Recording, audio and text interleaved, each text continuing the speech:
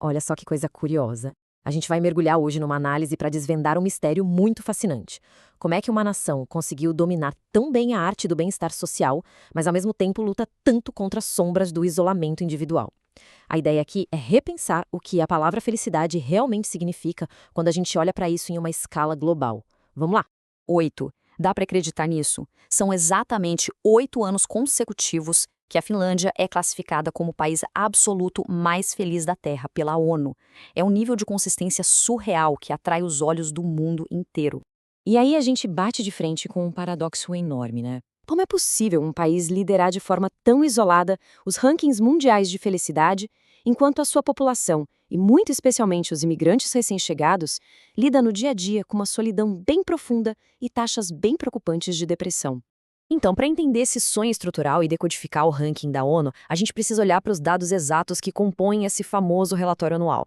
E aqui a gente percebe uma coisa chave. O ranking não está contando quantas vezes as pessoas dão risada na rua, não. Ele avalia um piso seguro, sabe? Uma base de estabilidade, equidade e uma imensa confiança nas instituições. A Finlândia entrega saúde universal gratuita, baixa desigualdade e serviços públicos que simplesmente funcionam. É muito mais uma medida de paz de espírito estrutural do que de alegria pura. Sabe quem resumiu isso perfeitamente bem? O próprio presidente da Finlândia. Essa frase mostra que a definição nórdica de felicidade está muito mais perto de um contentamento silencioso e prático. Ter o básico resolvido permite que a vida aconteça, sem aquele desespero constante de perder tudo de uma hora para outra.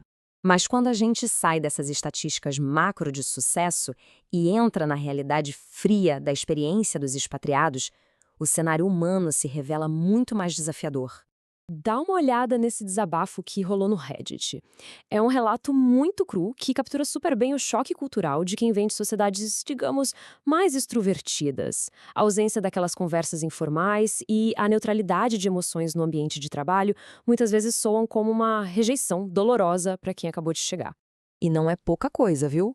Muitos imigrantes, inclusive brasileiros, contam que, apesar de toda aquela segurança material que a gente viu, lidar com um inverno longo e super escuro e a falta de socialização afeta demais o lado emocional. Junta isso com a barreira difícil do idioma e muito profissional qualificado acaba tendo que depender de auxílio financeiro do governo.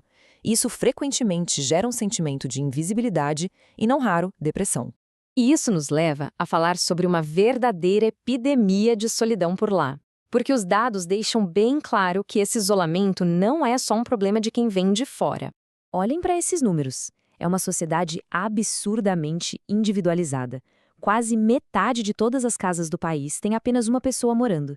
Se no Brasil ou em outros países morar sozinho costuma ser uma fase de transição, lá é o padrão de vida de muita gente.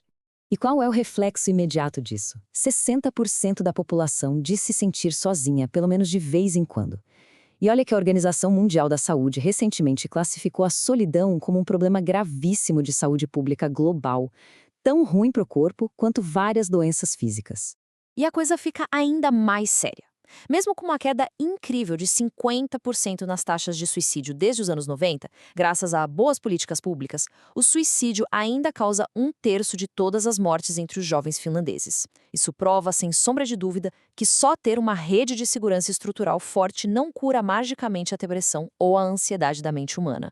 Então, para entender esse abismo cultural e essas expectativas incompatíveis, a gente precisa olhar para as interações do dia a dia. É aí que o atrito social fica super evidente. O grande segredo para absorver isso é entender que não tem ninguém errado, sabe? São apenas visões de mundo totalmente diferentes.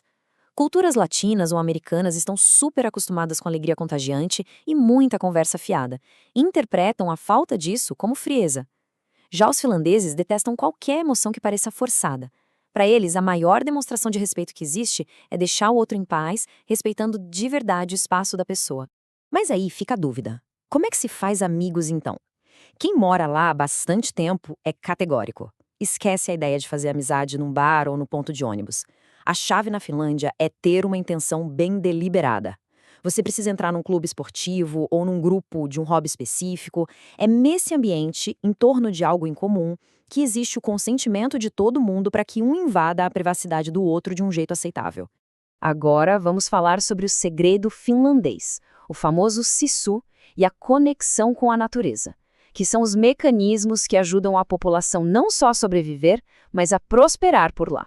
Tudo começa com isso, o Sisu. Essa é uma filosofia interna que quase não tem tradução direta para o nosso idioma. É uma mistura de determinação estoica e uma força interior silenciosa gigante.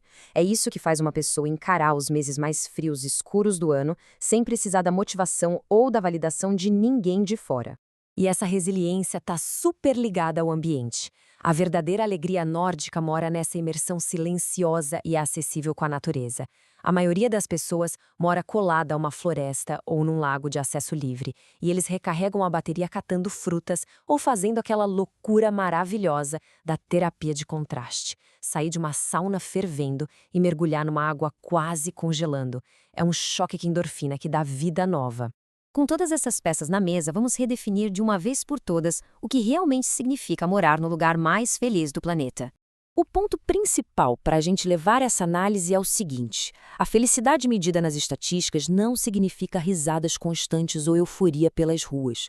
O que os dados medem de verdade é a ausência de miséria sistêmica. A Finlândia é número 1 porque a base lá protege as pessoas do colapso. Saúde, escola e finanças funcionam tão bem que abrem caminho para uma existência simplesmente pacífica.